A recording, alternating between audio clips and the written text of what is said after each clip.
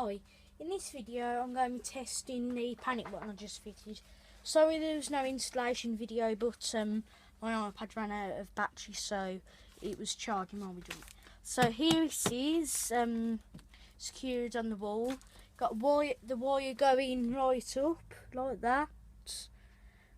Right up there, then it goes across, through the wall, and up round, you know, in some chunking and in the optimal. I will show you that in a minute. So I have already tested it. Here's a reset key which I'll put in.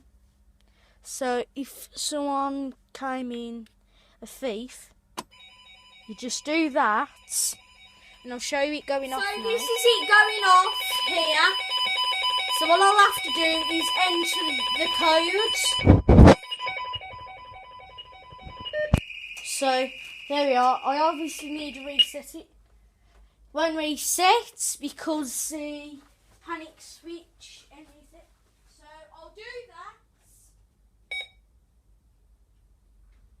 There we are. You just heard me reset it, so it's all reset. I'll show you the wiring for it. This is the wiring. It's in this chunk in here. Goes in that little bend up, and then I've cable clipped it up there, and there's a hole you can just see. Then it goes through here, through that hole which I just drilled, all there, through there, down there, round and into the panic button. I'll show you it again. So I'll show you the bell.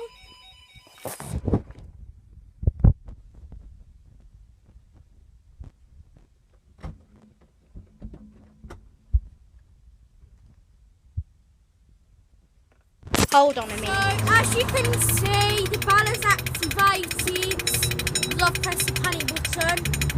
It does seem loud, a lot louder or deeper, so I don't know.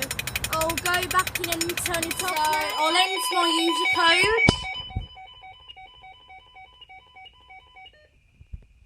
So it's in attack mode, resets.